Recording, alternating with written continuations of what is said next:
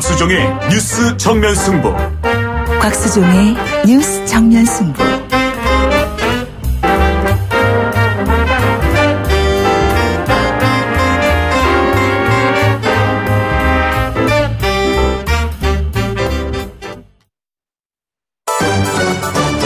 김작이 묻고 곽박이 경제로 답한다. 주파수 94.5 YTN 뉴스 FM 곽수정의 뉴스 정면 승부 3부 시작하겠습니다. 김 작가가 문을 열어줍니다. 네, 김 작가입니다. 정부가 최근 발표했던 장기 소액 연체 지원 대책을 놓고 사람들의 원성이 높다고 합니다. 네. 이번 정책으로 성실하게 그동안 빚을 갚아온 사람들이 느끼는 회의감이 만만치 않은 것 같더라고요. 네. 평균 400만 원 남짓한 채무를 10년 이상 못 갚고 있는 사람들의 빚 감면해 주는 게 맞는 건가요? 네. 참 어떻게 생각하면 10년 넘게 이렇게 빚을 못 갚고 있는 분들에게 감면을 해주는 것도 나름대로 큰 도움이 되리라 보는데 그렇지 않습니까? 그러면 열심히 빚을 갖고 있는 사람들은 어떤 입장일까요? 그죠? 그래서 저는 개인적으로 만약에 의견을 물으시면 저는 반대입니다. 그 대신에 빚 갚는 게 얼마나 힘들면 빚을 못 갚고 있겠습니까? 그러면 이제 이분들에게는 어떤 방식으로든지 빚을 갚을 수 있도록 도와드리는 방법이 있겠죠. 전액 면제해 주는 것보다 차라리 20년이면 20년, 30년이면 30년 동안 이자 없이 아니면 이자를 내더라도 뭐 극히 낮은 이자 1%라든지 0.5% 낮은 이자로 해서 조금씩 갚아 나가시도록 하는 것이 오히려 더 낫지 않겠는가. 우리 김 작가가 들어봤는지는 모르겠는데 2006년도에 무하마드 유누스라고 노벨 평화상 받은 사람이 있어요. 이분이 방글라데시의 그라민 은행을 창설을 했거든요. 그러니까 많은 서민들에게 작은 돈을 빌려줘도 이분들이 빚을 갚지 않을 확률이 극히 낮아요. 이분들은 늘 빚을 성실하게 갚는 그런 은행이었거든요. 그래서 마이크로 파이낸싱이라고 하는 새로운 개념도 도입이 되고 해서 우리 국가가 전에도 늘 말씀드렸지만 소득이 많고 자산이 많은 사람들이 낮은 이자를 내고 있고 오히려 부채 비율이 높은 사람들이 높은 이자를 내고 있는 이런 기형적인 구조 부분적으로 이런 부분을 어떻게 하면은 좀 전환을 해볼까라는 고민을 좀 했으면 하는 입장에서 우리도 빨리 그라민 은행이라든지 아니면 마이크로 파이낸싱 같은 시스템이 좀 도입이 돼서 서민들이 그냥 10년 동안 빚을 안 갚고 있으면 400만 원 정도는 탕감해 주겠지 이런 도덕적 해이가 아니라 조금씩 본인 스스로도 깨끗하게 돈을 갚아 나가는 방향으로 갔으면 좋겠어요. 지금 여러분께서는 경제학자 곽수종 교수가 진행하는 YTN 뉴스 FM 곽수종의 뉴스 정면 승부를 듣고 계십니다.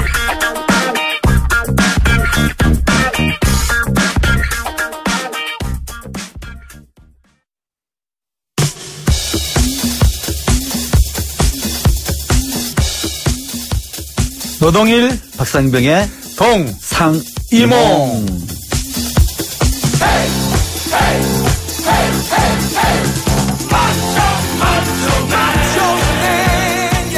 한편인 듯 한편 아닌 한편 같은 두 분의 정치 토크쇼 뉴스 정면 승부 동상이몽 시간입니다.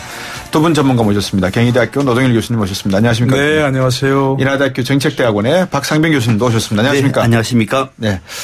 자, 이제 제가 앞에서 오프닝으로 그런 이야기를 했습니다. 이분들이 정치인분들이 경쟁적으로 이런 제천의 스포츠센터 현장을 찾아가서 살펴보시고 또 이거를 정쟁의 도구로 활용하는 거 아니냐. 우리가 1997년부터 있었던 여러 가지 사건 그리고 그전에도 뭐 삼풍백화점, 성수대교 붕괴 이런 걸 보고서도 고치지 않는 것이 더 본질의 문제가 아닌가라는 말씀을 드렸는데요. 두 분께서 보시기에 이번 제천 스포츠센터 어떻게 보고 계시고 정치권의 대응은 또 어떻게 보십니까? 먼저 노동일 교수님. 네, 올 때 굉장히 춥더라고요. 예. 네, 저 청취자분들께서 좀 건강에 유의하시고요. 따뜻하게 좀 하셨으면 좋을 것 같고요. 네. 이럴 때 좀 따뜻한 얘기를 해야 되는데 또 정말 추운 얘기를 하는 것 같아서 그러니까요. 죄송하게 이럴 데 없습니다. 어떤 분이 이런 얘기를 하더라고요. 이게 뭐 또 성현이 한 말인지 잘 모르겠습니다만 위대한 국가라고 잘못을 저지르지 않을 리는 없다. 네. 그저 그 경험을 절대 허비하는 법이 없다는 점이 다를 뿐이다. 이렇게 그랬습니다. 그렇죠. 지금 말씀하신 쭉 여러 가지 열거한 그 사건 사고들 보면은요. 예. 그런 것들을 통해서 우리가 교훈을 전혀 얻지 못하고 있다는 이 점이 정말 아쉽습니다. 네. 여러 가지 그 정말 큰 사고들이 많았잖아요. 네. 그럼 그때마다 무슨 뭐 누구 잘못이냐 하고 이제 뭐 수사해서 처벌하고 네. 뭐 이렇게 하고서 뭐 그다음에 이제 또 없었던 일처럼 네. 돼버리죠. 네. 지금도 이렇게 시끄럽게 뭐 떠들지만 예. 죄송한 얘기지만 좀 있으면 잊어버립니다. 예. 이런 사건들이 뭐 매일 나는 게 아니니까요. 네. 그러면서 우리가 그런 소중한 경험을 허비해버리죠. 네. 이번에도 정말 안타까운 것은 물론 소방관들 현장에서 계신 정말 죽을 고생을 하시는 걸 저도 뭐 사면으로 보고 예. 정말 그분들의 노력에 경하를 보낼 수밖에 없지만 예. 아쉬운 부분이 있잖아요. 그죠? 네. 20층도 아니고 2층인데 예. 그걸 어떻게 좀 뭔가 좀 다른 방법을 좀 했으면 좋지 않았을까 하다못해 창문 하나만 깼어도 네. 2층에서 그냥 뛰어내려도 되는 높이 아니에요. 네. 소방관들의 잘못을 질책하려는 게 아니고 네. 그런 걸 이제 예를 들어서 소방관들 전체 모아놓고 네. 이런 사례에서는 어떻게 하는 게 좋을까. 과연 뭐 좀 얘기해 소방관들은 그 옆에 있던 LPG 탱크가 폭발할까 봐 그것에다 물을 뿌리느라고 제대로 진압을 네. 못했다. 그리고 또 진입을 못했다. 이런 거 아닙니까? 네네. 그럼 이런 경우에는 모델을 세워놓고서 어떻게 하면 좋을까 진지하게 토론을 하고 그렇죠. 예, 이런 백서를 내서 이런 경우는 이렇게 대처해야 된다고 어떤 소방관들이 전파하는 매뉴얼을 삼아야 되는 거죠. 네. 지금까지 그랬을 수 있는 모델들이 굉장히 많습니다. 예. 우리나라 뭐 사건 사고가 워낙 많았기 때문에 하다못해 세월호도 네. 그때 어떤 상황에서 어떻게 대처했어야 옳았을까 네. 하는 진지한 그런 어떤 성찰이 있었고 네. 그에 대한 매뉴얼이 왔다면 네. 지난번에 무슨 낚싯배 사고처럼 예. 그때도 그렇게 또 허둥지둥하는 똑같은 모습을 안 보였을 거예요. 예. 그게 정치권이 할 일입니다, 사실은. 네. 그죠? 진지하게. 그렇죠. 그런데 이번에도 또 이렇게 그냥 뭐 네 탓이야 내 탓이야 하고 공방하다가 아주 아까 말씀드린 죄송하지만 또 묻힐 것 같아요. 네. 너무 아쉬운 물입니다. 그게 위대한 국가로 나아가기 위한 그런 경험을 허비하는 그런 이 정말 안타까운 일이죠. 예. 그런 것들을 축적해놨다면 예. 경험을 축적해놨다면 예. 어떤 분이 축적의 시간이라는 걸 쓰셨잖아요. 그죠? 예, 예. 서울대 교수님들이 예. 기업의 축적의 시간만이 아니고 예. 정부 국가, 사회 이런 경험을 축적해 나가야 할 텐데 네. 한 번도 그런 경험을 우리가 해본 적이 없고 예. 지금도 그렇지 않을 것 같아서 예. 아쉬울 따름입니다. 예. 예. 박상민 교수님. 네, 우리가 세월호 사건을 봤을 때 예. 그때 박근혜 당시 대통령이 대한민국은 세월호 이전과 이후로 나뉠 것이다라고 얘기를 했던 게 기억나죠. 네. 눈에 눈물을 글썽이면서 박근혜 정부는 그렇다고 칩시다. 네. 그 이후에 대한민국이 달라졌는가를 따져볼 때 예. 여전히 우리는 후진적입니다. 예. 이거를 우리가 우리끼리라고 대한민국은 뭐 선진국이고 뭐 위대한 이 국민들과 이렇게 얘기하는 거는 꾼들의 예. 얘기고 예. 우리가 작은 사건에서 교훈을 배우지 못하고 거기에 대해서 발본색원하는 그 심정으로 문제의 본질을 파헤쳐내지 않으면 예. 똑같은 사건이 똑같이 반복되고 그 고통은 국민이 지는 겁니다. 자, 이번에도 우리가 흔히 상극의 정치라고 얘기합니다. 저는 네. 앞으로도 저는 예외가 아니라 봐요. 상극의 정치는요. 예. 국민적인 참사까지도 정략으로 이용됩니다. 아마 지금 전쟁이 일어나도 여야가 정략으로 이용할 겁니다. 네. 이거는 어쩔 수 없는 겁니다.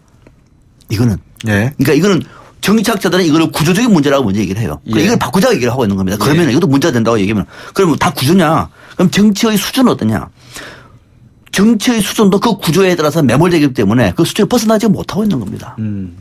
자, 지금 한번 봐보시죠. 세월호 이후에도 우리가 어떤 사건이 터지면은 그 사건에 대해서 어떻게 발생했는지, 네. 초동 대처는 제대로 했는지에 따져보는 것이 정치권의 몫입니다. 예. 근데 우리는 따져보기도 전에 또 비방합니다. 네. 그게 대통령이 내려간 것을 그 감성적인 호소로 광고 홍보하는 사람이 있는가 하면은 예. 세월호 때와 빗대가면서 마찬가지라고 얘기하는 비난하면서 네. 이런 정치권한테 우리가 기대할 수 있는 거는 이거는 정말로 없는 겁니다. 네. 이 정치를 바꾸지 않으면은요 우리는 이 시간에 동상이몽 시간에 10년 뒤도 나와도 똑같은 얘기 할 겁니다. 저는 그렇게 단언합니다. 자, 예. 그러면은 예. 이번 같은 게 더 중요한 거는 그 이후에 우리가 많은 부분에서 국민의 안전과 직결되어 있는 부분만큼은 원칙대로 컨트롤 타워를 가지고 매뉴얼대로 대응하자라고 하는 것이 다 나왔습니다. 특히 안전행정부는 됐습니다. 네. 이번에 안전행정부 행정안전부 소관입니다. 네. 매뉴얼이 있었습니까? 저는 소방관 내용을 잘 모르겠습니다. 불 끄는 것이 저 위에 더 크는지 아니면 유리창을 깨면은 산소가 들어가서 더 폭발하는지 그 내용을 모르겠어요. 그러나 이거는 소방관들의 기본적인 기분 아닙니까? 2층에 불나서 불 끄는 거는? 예. 그럼 매뉴얼이 없었어요? 예. 아니 그러면 이런 정도 되고 하면은 소방관의 지휘가 준다면은 이거는 아니다. 이 정도 2층이 됐으면은 깨라. 깨서는 안 된다. 얘기했다고 하면 국민들이 설사 억울한 점이 있다고 하더라도 이해가 될 텐데 지금은 그 시간에 무려 1시간이나 2시간 이후에도 안에 있는 사람들하고 밖에서 통화를 했다는 것 아니에요. 그때까지 구하지 못했습니까 그러면은? 네. 아니 소방관들이 저도 소방관들 진짜고 그분들은 저는 한때는 제일 존경한 건 119 대원들입니다. 예. 그런데 저는 그분들 개개인들의 역량이 아니라 아니 매뉴얼이 없었느냐고요. 그러니까. 그렇게 안전과 행정을 얘기했던 우리 정부 당국에서 특히 문재인 정부에서 너무도 기본적인 정말 앞서 노 교수님 얘기한 것처럼 20층이나 30층 정도 되면 이해를 해요. 네. 올라왔는데 차에 걸리니까 2층이잖아요. 예. 그리고 6층, 7층에서 관계자들이 그 내부에 통화를 했다고 그러지 않습니까? 예. 근데 매뉴얼이 없었어요, 그냥. 그 구해달라고. 유리창 깨달라고 얘기했는데도 불구하고 딱 지키면 봤다. 이거는 세월호 이후에 대한민국은 달라진 것이 없다. 어쩌면은 1년 뒤에도 5년 뒤에도 정치가 바뀌지 않으면은 특히 정치 구조가 바뀌지 않으면은 저는 달라지지 않을 것이고 방송은 똑같은 사건을 똑같은 방식으로 계속 그렇게 논평할 것이다. 이렇게 봅니다. 그 말씀을 듣다가 제가 생각이 나는 걸 몇 개 좀 적었었습니다. 첫째, 유가족의 울부짖음 중에서 방금 박상병 교수님 말씀하신 내용이 있었습니다. 세월호나 이거나 뭐가 다르냐라는 울부짖음이 좀 있었고요. 그 뒤에 바뀐 게 아무것도 없다. 도대체 정치하는 사람들 뭐 하는 사람들이냐라는 울부짖음이 있었고요. 그다음에 우리 노동일 교수님께서 말씀하셨다시피 그 제가 좋아하는 프로그램이 내셔널 지오그래피라고 하는데 거기에 보면은 에어 크래시라는 게 있습니다. 즉 항공기 사고가 나면 이 미국 항공기 조사국에서 나와서 항공기 사고가 어디서부터 시작이 됐는지 모든 잔해를 다 모은 다음에 블랙박스에 있는 조종사의 레코드나 또 음성 기록 장치를 다 동원해서 수백 명의 인원을 갖다가 희생시키지 않기 위한 노력을 하는 장면을 제가 많이 보거든요. 그다음에 또 4차 산업혁명을 우리가 이야기하는 가운데 축적의 시간을 말씀을 많이 합니다. 즉 과거의 데이터를 잘 활용하지 못하면 4차 산업을 활용할 수가 없다라고 이야기하거든요. 이제 그렇게 놓고 보면 지금 우리나라에서 이렇게 1970년대 와우 아파트 사건부터 시작을 해서 큰 사건 사고가 발생함에도 불구하고 대형가 호텔 사고 왜 우리는 이런 것을 반복할 수밖에 없고 그때마다 정치인들은 카메라 프레시 앞에 서면서 정쟁을 할 수밖에 없고 신문과 언론사들은 또 누구 탓 남 탓을 할 수밖에 없는지에 대한 본질적인 문제를 좀 짚어야 될 것 같아요. 본질적인 문제는 뭡니까? 우리는 그러니까 예를 들어서 네. 이 문제에 대해서 어떤 그 교훈을 얻어야 된다는 것에 익숙하지 않은 것 같아요. 네. 교훈을 얻어야 한다기보다는 누구를 처벌하고 예. 비난하고 네. 그다음에 장관 물러나고 네. 이런 어떤 뭐 응보적인 그런 관념이 지배한다고 그럴까? 왜 그런지는 잘 모르겠습니다. 제가 뭐 문화 심리학자가 아니니까. 네. 그러나 어쨌든 우리 마음속에 누군가 같은 이 문제에 책임을 지고 네. 거슬러 올라가면 대통령까지 그래서 다 뭐 물러나게 해야 된다. 네. 우린 이런 일 많잖아요. 뭐 네. 아까 말씀하신 와우 아파트 무너지면 뭐 서울시장까지 다 물러나고 밑에 있는 그 책임자 말단들 다 감옥에 보내고. 네. 그러고 나서는 아무 일도 없었던 것처럼 다 그 생각을 해요. 네. 근데 아까도 이 곽 박사께서 얘기하셨지만 미국에서 어떤 거 하나 사고가 벌어지면 항공기 사고도 물론이고요. 예. 모든 사건 사고가 벌어지면 네. 그 담당에서 뭐 예를 들어서 뭐 항공국이든지 그렇습니다. 아니면 네. 또 뭐 의회에서도 나중에 사후에 청문회를 엽니다. 네. 관리자들 다 불러가지고 그 사람들을 비난하고 처벌하려는 것이 아니고 네. 어떻게 이런 사건이 일어났고 예. 이 사건에서 제대로 제처했는가 잘못됐으면 어떤 점이 문제인가 그래서 앞으로는 어떻게 해야 될 것인가 네. 이런 걸 따지는 거죠. 네. 9.11 사건이 엄청난 그런 테러가 일어났지만 네. 그 사건이 일어나서 누가 처벌받고 책임지고 물러나고 그랬다는 말 못 들었어요. 네. 그러니까 우리는 조금 더 이런 처벌이나 어떤 그 응보적인 관점보다는 네. 이 사건을 통해서 어떤 경험을 축적해서 그러니까요. 이러한 유사한 사건이 벌어지지 않게 하는데 어떻게 할 것인가 이런 것에 조금 더 관심을 가졌으면 좋겠다는 생각이 들어요. 네. 그러니까 아까 말씀하신 우리는 정말 해외에다가 대놓고 뭐 자랑할 건 아니지만 사건 사고 공화국이라고 한때 그랬잖아요. 네. 건물이 무너지고 다리가 무너지고 비행기 떨어지고 무슨 선박이 막 침몰하고 네. 별별 사건이 다 일어났어요. 상상할 수 있는 그런 사건들이. 네. 그러면 그런 사건들에서 지금 얘기하신 것 들은 것처럼 그런 사후에 차분하게 국회가 주도가 되든 아니면 누가 담당국이 주도가 되든 간에 담당 그 부처가 차분하게 이 사건의 어떤 전말을 따져보고 그 사건에서 얻는 교훈이 뭘까? 네. 앞으로 이런 사건이 반복되면 어떻게 대처할까? 이런 것들을 백서로 만들었다면 아마 세계에서 우리나라에 배우러 올 거예요. 이런 사건들을. 예. 지금 빅데이터 시대 아니에요. 그런 경험들을 축적하고 그런 데이터를 만들어 놨다면 예. 아마도 이건 미국에 그런 학문도 있잖아요. 예, 그런 것처럼 세계에서 이거 배우러 올 겁니다. 근데 하나도 그렇게 된 게 없고 지금도 이번도 아마 그럴 거예요. 그래서 좀 당부를 하면 예. 정말 이런 미국에서 하는 것처럼 우리도 뭐 조사 청문회 열 수가 있잖아요. 호통 청문회가 아니고 예. 그래서 열어서 이런 것들을 정말 뭐 사건 어떤 전말을 좀 예.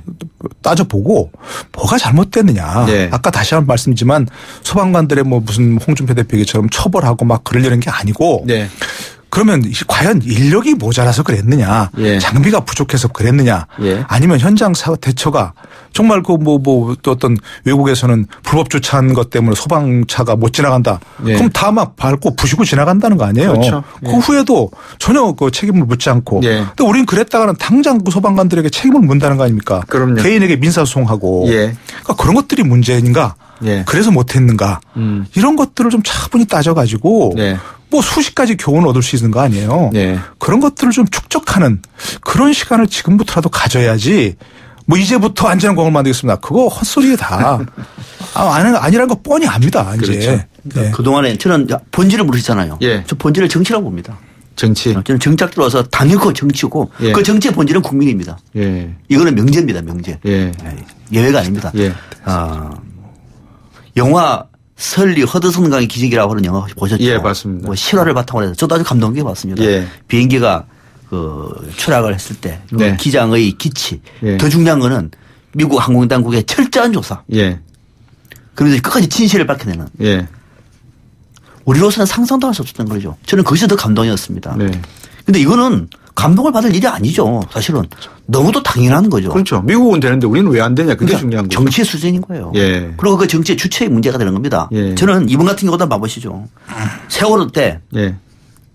엄청나게 국민들에게 피눈물을 흘리게 했던 당사자들 다 어디 있습니까? 그 사람들은 지금도 표를 달라고 그럽니다. 또. 아마 내년 지방선거에 당선될 거요. 특수지역에서는. 이거는요. 안 되는 겁니다. 네. 이분도 마찬가지라고. 그 이전도 마찬가지예요.